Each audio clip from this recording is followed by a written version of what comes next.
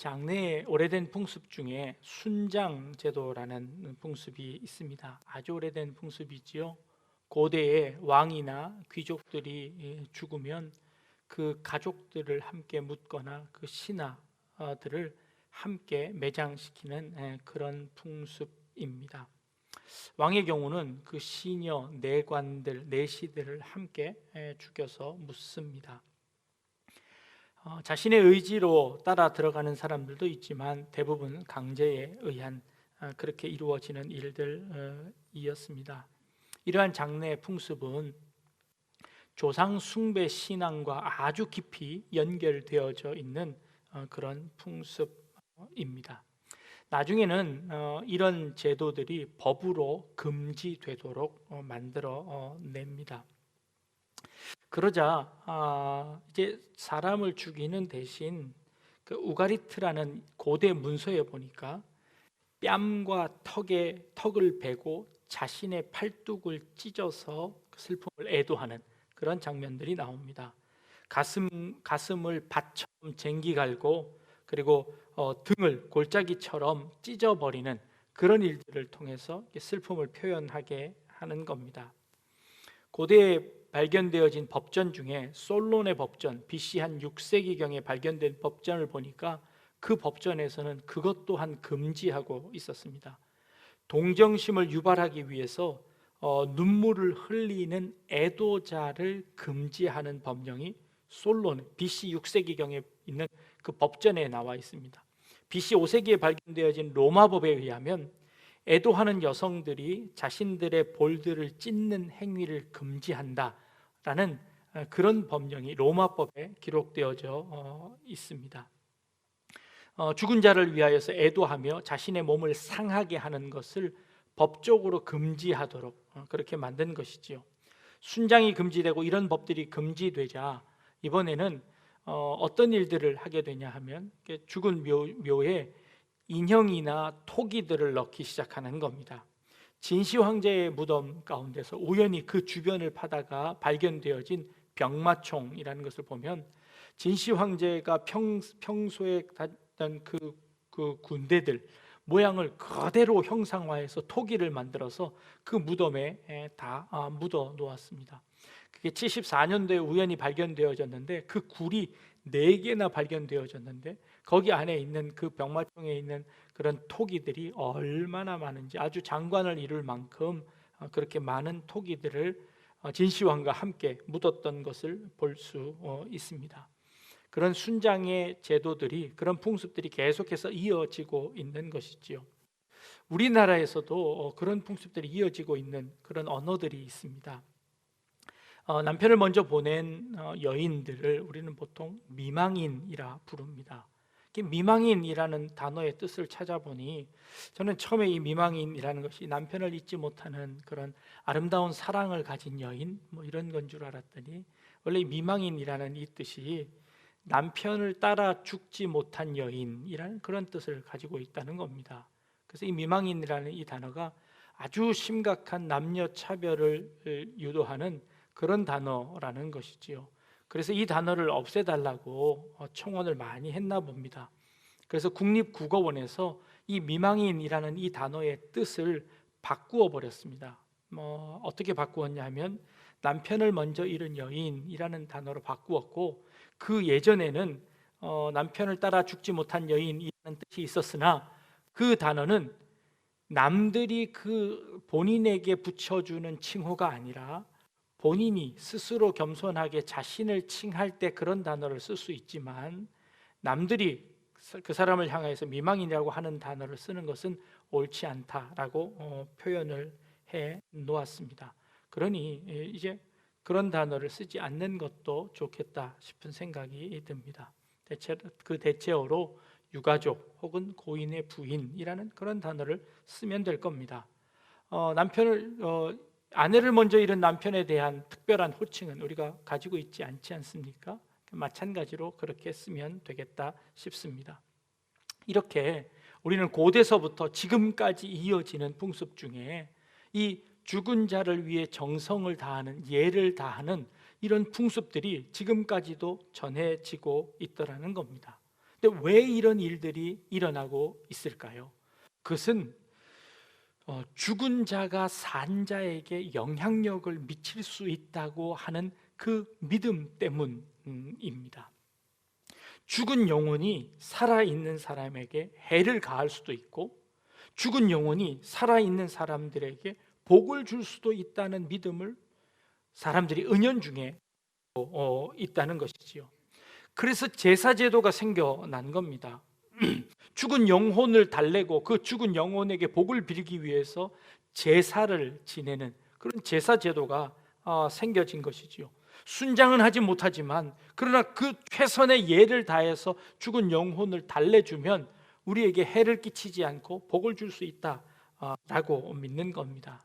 그런데 여러분 곰곰이 한번 생각해 보십시오. 죽은 영혼이, 귀신이 우리에게 얼마만큼 영향을 미칠 수 있겠습니까? 제사 지낸다고 그 음식 먹고 가지 않는다는 거 이제 모두 다 압니다. 그리고 그 영혼이 우리를 해할 수 없다는 것도 잘 압니다. 만약에 그들이 힘이 있어서 해한다면 어떻게 될까요? 저쪽 집안이 우리에게 복을 주고 또 다른 집안은 우리에게 해를 준다면 나중에 결국은 그 귀신들끼리 막 싸우지 않을까요?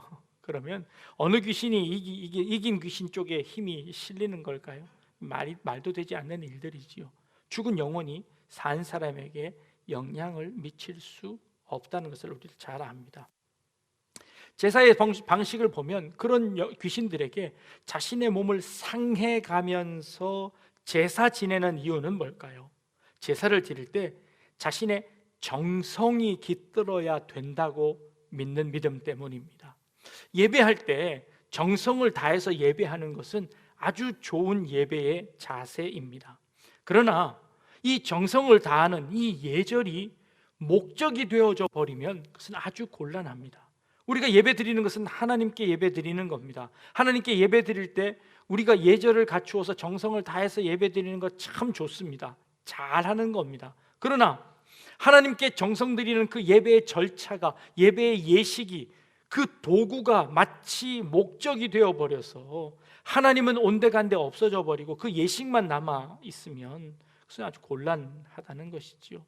물론 그 부모를 기리고 돌아가신 분을 기리는 것 참 좋은, 잘하는 것입니다. 그러나 그 기리는 것은 다 잃어버리고 그냥 껍데기, 이 예식만 남아 있는다는 것은 이것은 잘못된 것이라는 겁니다. 그래서 내가 정성을 다 했기 때문에 그 귀신이 나는 내 할 일 다 했어가 되는 것이지요. 오히려 그것은 그 사람에 대한 올바른 예의가 아닐 수 있다는 것입니다. 세 번째로요, 신에게 무슨 도움을 받아야 할 때 신이 어떤 우리의 희생을 요구한다는 생각을 가지는 겁니다. 예배할 때 우리는 하나님께 뭔가를 드려야 한다는 강박관념에 있습니다. 내가 무언가 노력하지 않으면 예배 드린 것 같지 않고, 내가 뭔가 정성을 다하지 않으면 내가 뭔가 잘못했다는 생각을 가진다는 겁니다. 그래서 그것이 확대되어지면 자기 몸을 학대하거나 혹은 자녀를 제물로 바치거나 혹은 자신의 도에 과한 지나친 뭔가를 드려야만 내가 정성을 다했고 그리고 하나님이 내 예배를 받으시고 내 제사를 받았다고 생각하는 그런 생각을 가지게 된다는 것이지요. 결국 이런 사상은요, 공로주의로 연결이 되어질 겁니다. 내가 이만큼 열심히 했으니까 하나님은 나에게 이만큼을 주셔야 합니다 라는 생각을 갖게 하는 것이지요. 내가 헌금을 이만큼 했고 내가 봉사를 이만큼 했으니 나는 할 만큼 다 했다, 나는 내 정성을 다 바칠 만큼 바쳤으니 이제는 하나님 하실 차례입니다 하고 하나님께 모든 짐을 맡겨버리는 이런 기회가 돼버린다는 것이지요. 이것은 바로 공로주의가 되는 겁니다. 심지어 예배할 때, 기도할 때 금식하는 것도 있습니다. 금식하는 것은 왜 금식하는 걸까요?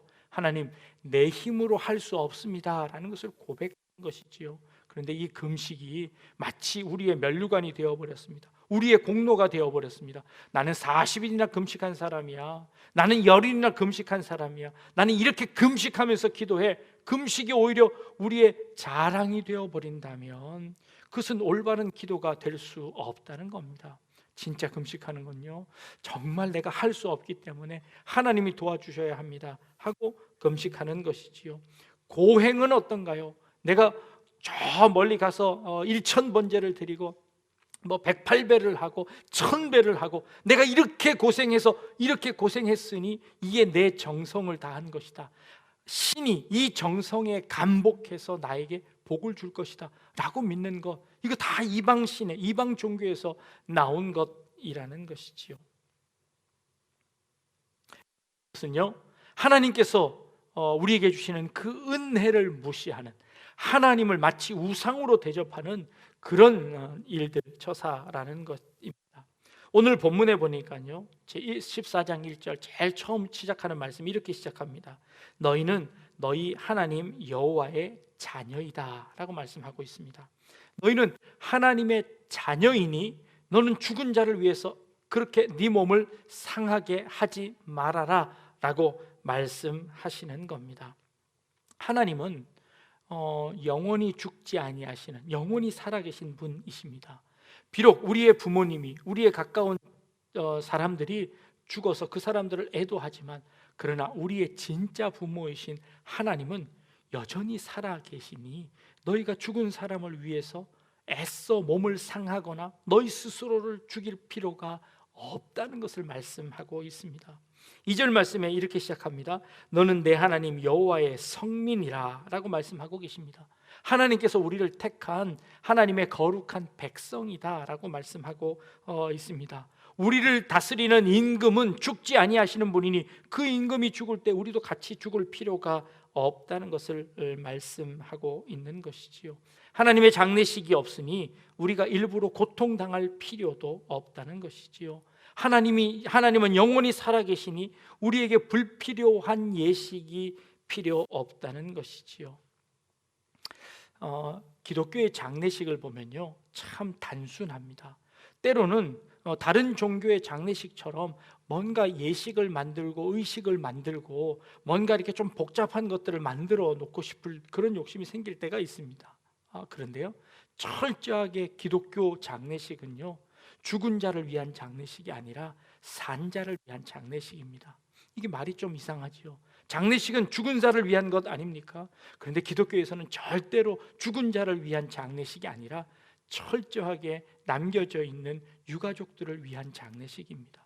그 죽은 자들은요, 하나님께서 그 영혼을 하나님께서 천국으로 인도해 내셨습니다. 하나님과 함께 영원한 복락을 누리는 곳으로 들어가셨습니다. 그런데 하나님께서 다 준비가 되셔서, 하나님의 나라에 들어갈 준비가 되셔서 그 정한 시간이 되어서 하나님께서 부르셔서 천국에 가신 분입니다. 근데 그분을 향하여서 우리가 어떤 더 축복을 해줄 수 있나요? 어떤 더 예식을 할 수 있나요? 그래서 우리는 철저하게 남겨져 있는 가족들을 위한 예배를 드립니다. 그 가족들이 슬픔 가운데서 자기의 몸을 해하거나 자기의 마음에 상처를 입거나 자기의 삶이 망가지거나 혹은 자기의 삶이 흐트러지는 것을 막아주는 겁니다. 그 유가족들을 위로하고 말씀 위에 설 수 있도록 하는 겁니다. 소망을 가지고 우리도 결국에 들어갈 그 천국을 소망할 수 있도록 용기를 드리는 겁니다. 그래서 기독교의 장례예식은요, 철저하게 살아계신 유가족들을 위해서 하는 겁니다. 혹시 믿지 않는 가족들이 있으면 그들을 권면합니다. 고인이 천국에 가신 것처럼 우리 자녀들도, 우리 유가족들도 함께 천국으로 가셔야 되지 않겠습니까? 그러니 다시 한번 생각해 보시고 우리의 삶을, 살아있을 때 이 삶을 잘 준비합시다 라는 차원에서 그렇게 말씀을 드리는 것이죠. 이 기독교의 장례 예식입니다. 또 더 나아가 하나님께서는요, 하나님께서 하나님의 자녀 삼은 우리가 고생하는 것을 좋아하실까요? 아니면 기쁨을 누리는 것을 좋아하실까요? 하나님은 우리가 평안하고 기쁘고 하나님 안에서 참된 소망을 가지기를 원하십니다. 우리를 희생해서 하나님이 그 희생 때문에 그 예배를 받으시는 그런 분이 아니시라는 것이지요. 우리의 고생을 담보해서 하나님께서 영광 받으시지 않는다는 겁니다. 예전에는 하나님을 기쁘게 하고 우리의 죄를 누르기 위해서 우리의 신앙의 선배들은요, 저 광야 사막으로 가서 예배를 드렸습니다. 그곳에서 아무도 안 만나고 벽만 쳐다보며 수행을 몇 년 동안 했습니다. 금식하며 그 수도원에서 살기 시작했습니다. 다 하나님을 사랑하는 마음에서 시작했는데요, 그렇다고 해서 우리 죄된 인간들의 마음이 변하지 않더라는 겁니다. 그곳에서 그렇게 오랫동안 수련하고 그곳에서 모든 욕심 다 버리고 무소유가 됐는데요, 시간이 지나니까 이 속세에 있던 사람들이요, 그 수도원에 있는 사람들을 보고 와, 박수치기 시작했습니다. 야, 저 수도원에 있는 저 수도사님 참 대단하십니다. 저 수도사님은요, 뭐 벌써 10년 동안 한마디도 안 하시고 그곳에서 이렇게 수도만 하십니다 라고 했더니 사람들이 다 박수 쳐주기 시작했습니다. 그랬더니 그분이 이제 말하고 싶어도 말할 수가 없게 돼버렸습니다. 너무 칭찬을 받으니까, 자기가 높아져 버리니까 이제 자기가 모든 영광을 받게 되어버렸습니다. 그래서 오히려 사람들이 찾아와 그분에게 기도를 부탁하는 겁니다. 헌금하는 겁니다. 그래서 수도원이 갑자기 부자가 돼버렸습니다. 세상 거 다 버리고 와서 저 사막 가운데서 고행을 하면서 수도하기 시작했는데, 그 사막에 있는 수도원이 점점점 부흥해서요, 그 수도원이 다른 데보다 훨씬 더 부자가 되고 말았습니다. 이게 인간의 욕심입니다. 이게 인간의 삶이라는 것이지요. 하나님께서는 우리에게 그것을 원하시는 것이 아니라는 겁니다. 일부러 금식해, 너 왜 금식 안 했어? 라고 하나님께서 절대 말씀하시지 않는다는 겁니다. 너 왜 그렇게 고행을 안 했어? 라고 말씀하시지 않는다는 겁니다. 물론 특별한 소원이 있을 때 하나님께 뜻을 정하고 우리가 시간을 정하고 하나님께 기도하는 것, 그거 우리의 마음을 다하는 아주 좋은 기도의 표현입니다. 그러나 그것이 우선이 되어서는 안 됩니다. 그것이 주객이 전도되어서 그것이 우리의 자랑이 되고 그것이 우리의 의가 되어서는 안 된다는 겁니다.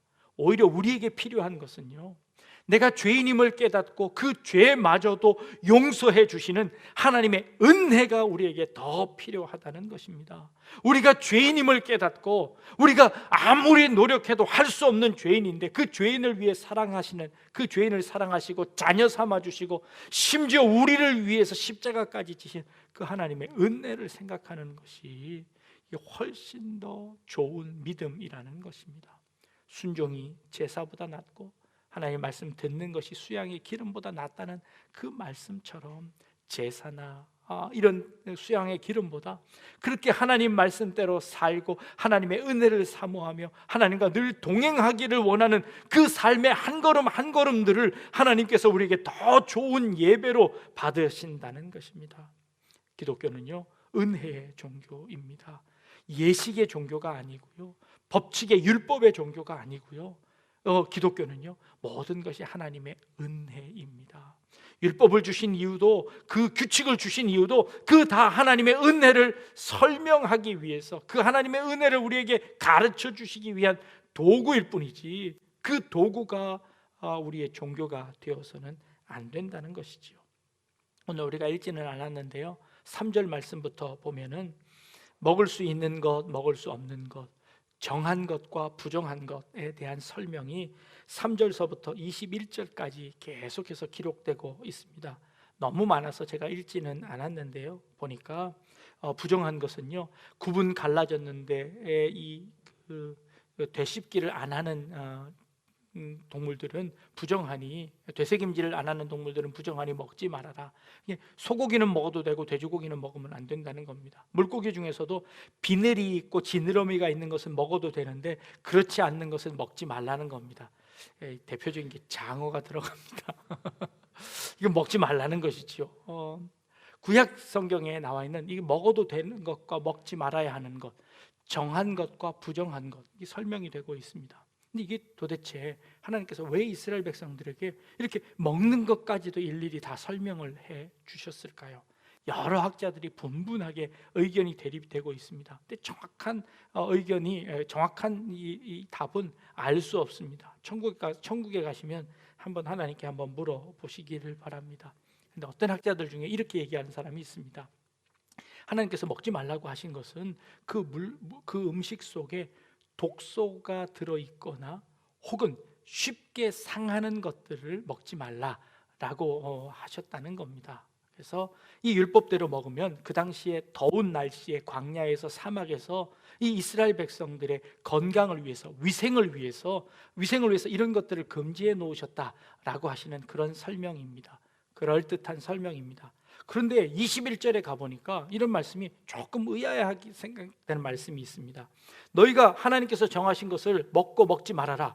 그런데 그 먹지 않아도 되는 것을 너희 성중에 거하는 객에게는 주어서 먹게 해도 되고, 그걸 이방인들에게 파는 것은 괜찮다라고 허락하시는 겁니다.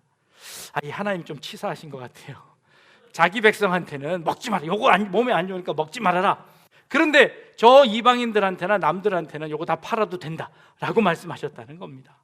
그러면 이게 좀 유치하지 않습니까? 하나님께서 그럼 그런 건 아닌 것 같아요. 근데 어떤 학자가 또 이렇게, 어떤 목사님이 이렇게 해석을 합니다.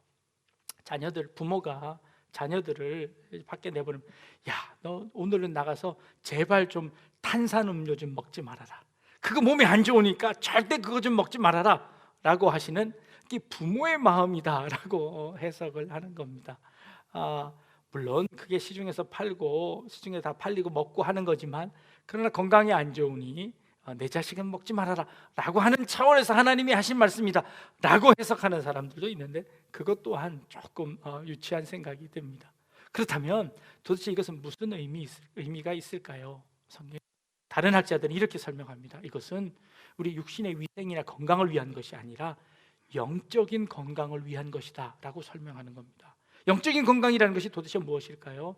여기에서 금지시킨 짐승들을 보니까요, 다 그 애굽과 가나안의 여러 이방 종교들이 그 제사를 지내면서 제사에 사용되던 그런 짐승이더라는 겁니다. 그래서 그 짐승을 숭배하기도 하고 그 짐승을 제사에 사용하기도 하더라는 것이지요. 그래서 이 이스라엘 백성들, 너는 내 자녀이니, 너희는 거룩한 백성이니, 이 하나님의 백성들을 이 이방 종교에서 이렇게 제외시키려는, 그 이방 종교에서 끊어내시려는, 그들과 분리시키셔서 하나님의 백성으로 보존하시기 위한 하나님의 그 사랑이 담겨져 있는 그런 부탁이라는 것이지요. 마가복음에 가보면 예수님께서 우리의 입으로 들어가는 것이 우리를 더럽히는 것이 아니라 우리 몸속에서 나오는 것이 우리를 더럽히는 것이니라. 너희 마음속에 나오는 것이 더럽히는 것이지 우리 입속으로 들어가는 것이 우리를 더럽히지 않는다. 그러니 모든 음식은 다 깨끗하니 다 먹어도 된다 라고 주님께서 말씀하십니다. 이 예수님께서 이 음식에 대한 모든 규정을 한마디로 정리해 주셨습니다. 그러니 이 음식 먹는 것 가지고 그것이 우리에게 해당되는 것이 아니라는 것을 알 수 있죠.